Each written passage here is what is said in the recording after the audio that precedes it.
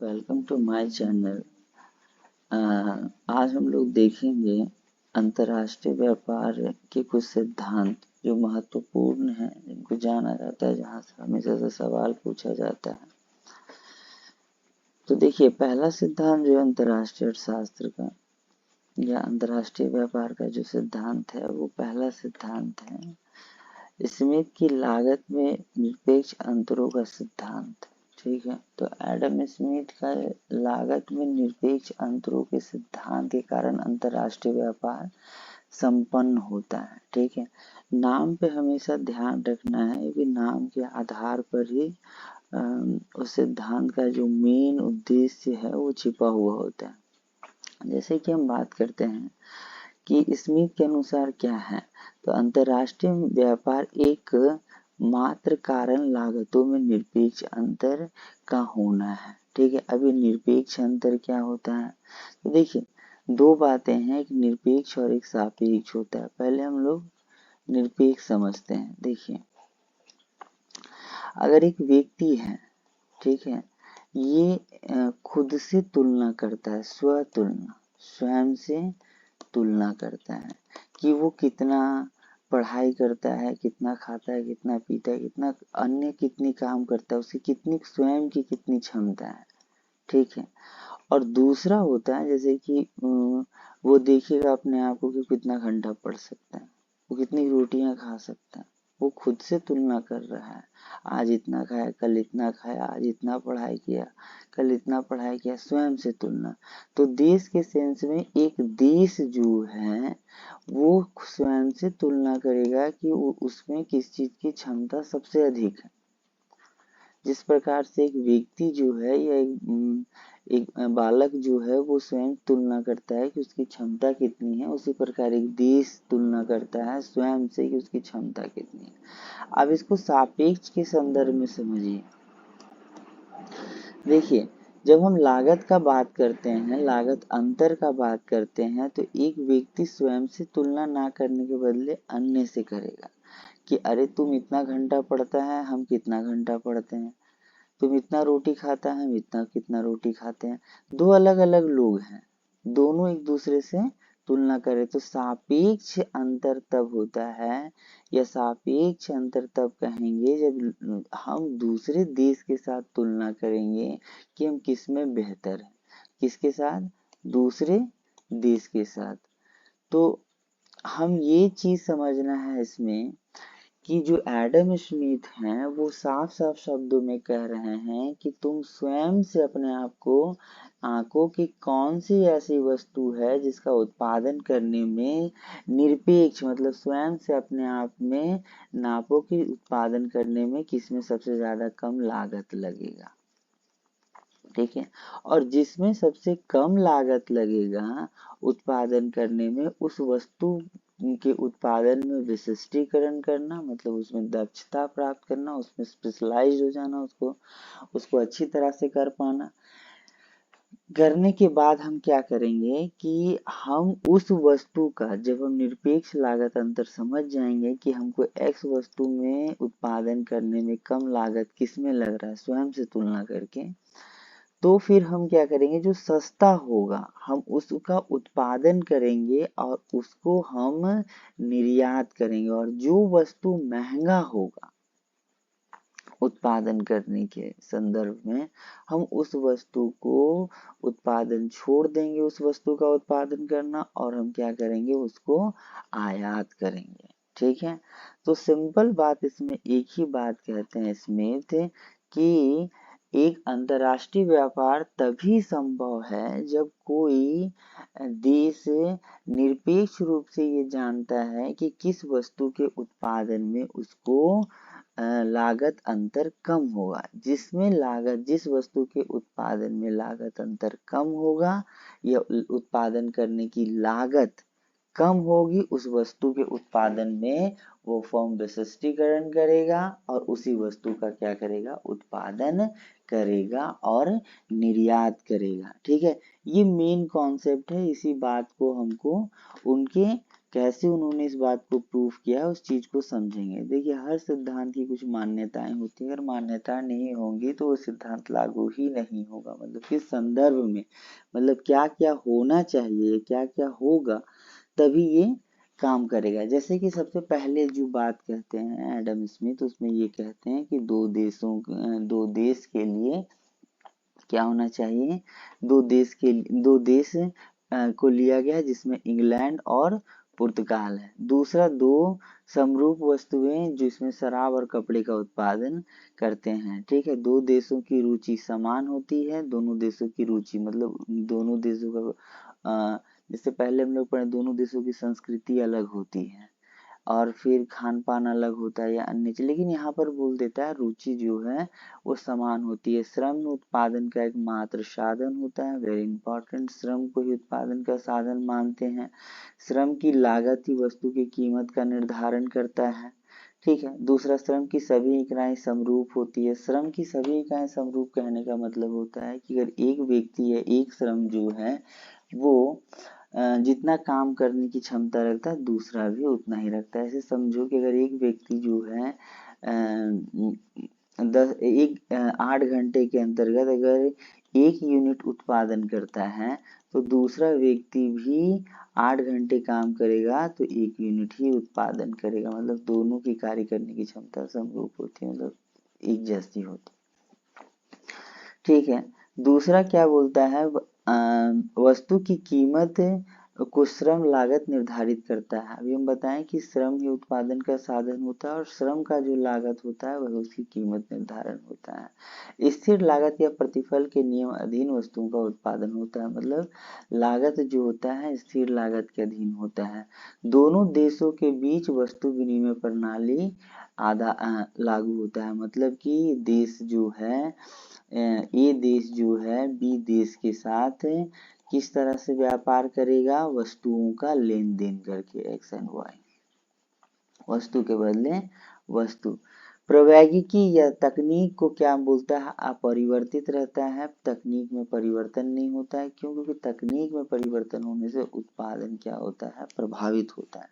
ठीक है, उसके बाद बोलता है उत्पादन के साधन जो होते हैं देश के भीतर पूर्ण गतिशील होते हैं परंतु देश के बाहर गतिशील नहीं होते, पूर्णतः गतिहीन होते हैं। मतलब हम देश के अंदर साधनों को साधन जो है देश के अंदर कहीं भी यहाँ से वहाँ जा सकते हैं या गतिशील होते हैं, मतलब किसी भी स्थान पे जा सकते हैं, घूम सकते हैं, फिर सकते हैं और अपना काम कर सकते हैं, व्यापार कर सकते हैं।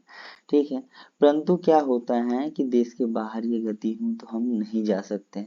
स्वतंत्र रूप से व्यापार होता है, कहने का मतलब है कि एक देश दूसरे देश के साथ स्वतंत्र रूप से क्या करता है, व्यापार करता है, कोई रिस्ट्रिक्शंस नहीं होती, कोई बाधाएं नहीं होता है।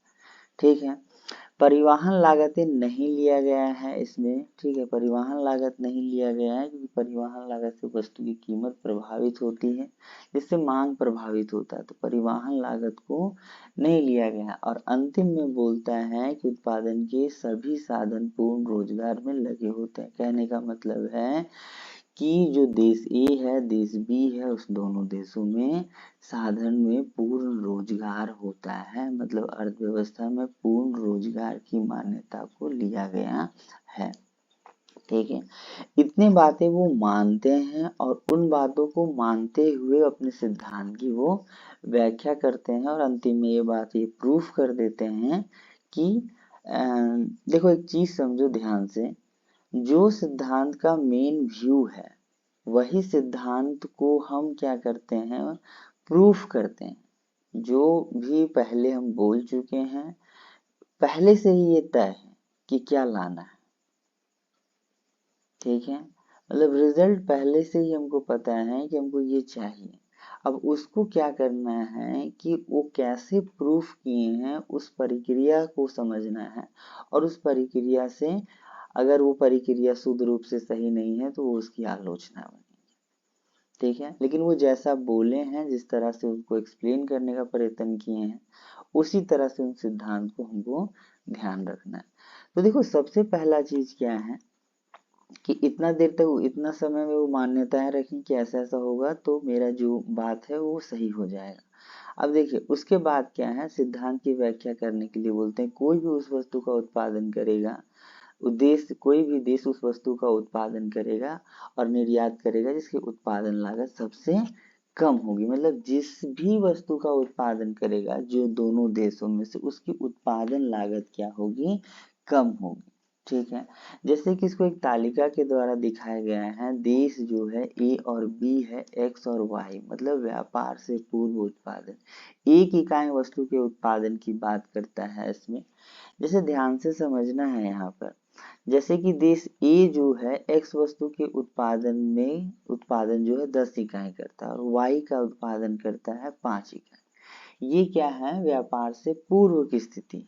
अभी हम व्यापार नहीं कर रहे हैं, अभी अर्थव्यवस्था क्लोज इकोनॉमी है, ओपन इकोनॉमी नहीं। बी देश जो है जस्ट उल्टा करता है, एक्स वस्तु का जो उत्पादन है वो 5 इकाई करता है, जबकि वाई वस्तु का उत्पादन जो है वो 10 इकाई करता है। अब देखिए एक ही काम है, मतलब अगर हम बोल सकते हैं कि एक यूनिट, क्योंकि श्रम ही उत्पादन का साधन है, एक यूनिट श्रम जो है वो क्या करता है, एक्स वस्तु की 10 इकाई उत्पादन करता है और वही एक यूनिट जो है 5। तो कहने का मतलब है कि अगर एक यूनिट 10 का उत्पादन करता है एक्स के लिए और वाई का 5 उत्पादन करता है, तो कम उत्पादन कर रहा है इसमें और एक्स के लिए अधिक उत्पादन कर रहा है। वही श्रम समरूप है जबकि माना गया है। तो और दूसरे में जस्ट उल्टा है।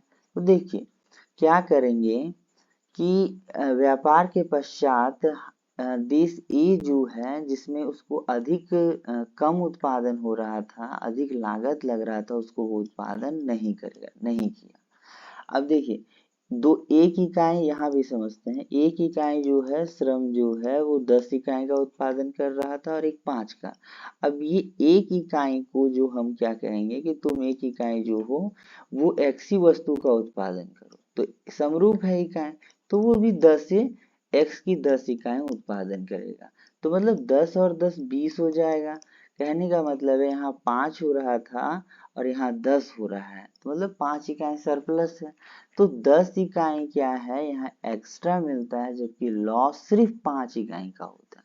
तो अंतर क्या पड़ता है दोनों का, 5 और 5 का अंतर पड़ता है। जस्ट नीचे भी उसी तरह से बात करता है इसको कि बी देश जो है वो एक्स वस्तु के उत्पादन को छोड़ देगा और सिर्फ वाई वस्तु का उत्पादन करेगा, तो उसको 20 मिलेगा, जिसमें उसको 5 एक्स वस्तु का लॉस होगा और 10 जो है वाई वस्तु का लाभ होगा। कहने का मतलब है अंतर जो है वो 5 होगा, मतलब उसको 5 का 5 इकाई उत्पादन में अभी भी लाभ हो रहा है। तो इस क्रिया से ये स्पष्ट हो जाता है कि निरपेक्ष रूप से कैसे, अभी हम इन दोनों देशों के बीच में तुलना नहीं किए, मतलब देश जो है देश ए और देश बी के बीच में हम तुलना नहीं किए, इन दोनों के बीच में हम कोई तुलना नहीं किया। हम ये स्वयं ही देखा है कि किसके उत्पादन में वो अच्छा उत्पादन कर सकता है, तो जिसमें वो अच्छा है उत्पादन करने के लिए उसी वस्तु का क्या करेगा, उत्पादन करेगा।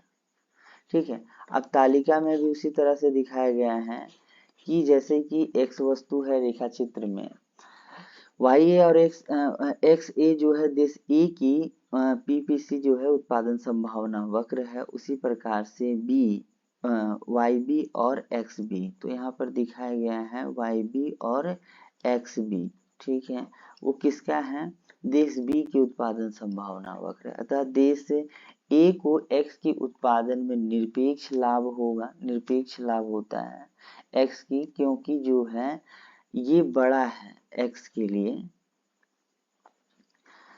देखिए इसको देखेंगे इसके साथ, इसको देखेंगे इसके साथ, तो ये बड़ा है, तो इसमें ये इसको बड़ा है कहने का मतलब क्या है, ये 10 इकाई है, ये 5 इकाई है, तो 5 को छोड़ दो भाई तुम और एक्स का ही उत्पादन करो। दूसरे ए देश के लिए ये 5 इकाई है, ये 10 इकाई है, अब तुम क्या करो, इसको छोड़ दो उत्पादन और सिर्फ इसी को करो। सिंपल सा है, एक यूनिट जो श्रम है वो श्रम जो 10 इकाई उत्पादन कर रहा है यूनिट, और एक यूनिट जो श्रम है वो 5 कर रहा है, तो इसमें ये बोलता है कि बस इसको छोड़ देना है और दूसरे को ही कर लेना है पूरा, मतलब एक को पूरी तरह से उत्पादन छोड़ देना और दूसरे का उत्पादन करना है। तो इससे क्या होगा, लाभ होगा। ध्यान से समझना क्या है कि इसी प्रकार से ये स्पष्ट हो जाता है कि दो देशों में निरपेक्ष अंतर किस प्रकार से होता है और निरपेक्ष अंतर के कारण कैसे अंतरराष्ट्रीय व्यापार संभव होता है। अब देखिए ध्यान देने की बात क्या है और समझने की सबसे इम्पोर्टेंट बात क्या है, जो सिद्धांत का नाम है वही बात हम प्रूफ किए, ठीक है, और उसी बात को हम क्या किए कि मान्यता लिए, टेबल लिए, फिर ग्राफ लिए, उसी चीज को हम साबित किए। मतलब पहले से हमको ये पता है क्या सिद्धांत में हमको चाहिए, ठीक है, तो ज्यादा कॉम्प्लिकेटेड नहीं होता है, बस इस चीज को समझना होता है। अब देखिए दूसरी बात क्या है, किसकी आलोचनाएं कैसे लिखी जाती हैं कि इसमें क्या क्या कमियां हैं, तो मन में ये हमेशा ख्याल आएगा कि ये तो गलत है क्योंकि ऐसा तो होता ही नहीं है। ऐसा नहीं होता है, सही बात है, क्योंकि ये एडम स्मिथ का सिद्धांत है और ये सिद्धांत जो है 1975-76 के आसपास में दिया गया था जब एडम स्मिथ थे। अब 200 साल 300 साल पहले का सिद्धांत है जिसको आप पढ़ रहे हैं, तो ये बहुत हद तक क्या है कि स्पष्ट नहीं होगा क्योंकि बहुत सारी मान्यताएं नहीं ली जाती हैं अभी, और सिद्धांत के रूप में परिवर्तन हो जाता है, डेवलपमेंट होते चला जाता है। देखिए ध्यान से चीजें समझिए, इसकी आलोचनाएं कैसी, पहला दो देश लागू होता है, नहीं ऐसा नहीं है, बहुत सारे देश एक दूसरे के साथ व्यापार करते हैं, सिर्फ दो ही देश लागू नहीं होता है, ठीक है। दो वस्तु, ये भी गलत है, क्योंकि सिर्फ दो वस्तु अंतर्राष्ट्रीय व्यापार में भाग नहीं लेते हैं, कई देश अंतर्राष्ट्रीय व्यापार में लाभ लेते हैं। रुचियां समान होती हैं, कभी ऐसा हो ही नहीं सकता है कि दो देशों की रुचि समान हो, क्योंकि वहाँ की संस्कृति, संस्कार और नियमावली अलग अलग होते हैं, तो रुचियां भी अलग होती हैं। श्रम ही उत्पादन के साधन है, ये संभव नहीं है, क्योंकि ये उत्पादन के लिए बोला गया है, सिर्फ श्रम साधन है नहीं, उत्पादन के कई साधन होते हैं जिसमें लेबर, कैपिटल, लैंड, ऑर्गेनाइजेशंस इत्यादि को लिया जाता है। कहने का मतलब है सिर्फ एक को फोकस किया गया, अन्य को छोड़ दिया गया। वस्तु का जो है सभी इकाई समरूप होते हैं, ये मान्यता भी गलत है, सब में कार्य करने की क्षमता अलग अलग होती है। वस्तु की कीमत को वस्तु की कीमत को श्रम लागत निर्धारित करता नहीं, बाजार के द्वारा निर्धारित तो होता है। श्रम लागत तो होता ही है, अन्य साधन भी इसके साथ काम करते हैं। देखो स्थिर प्रतिफल का नियम लागू होता है, जरूरी नहीं है कि हमेशा स्थिर प्रतिफल का नियम लागू हो, बढ़ता प्रतिफल और घटते प्रतिफल का नियम भी लागू हो सकता है।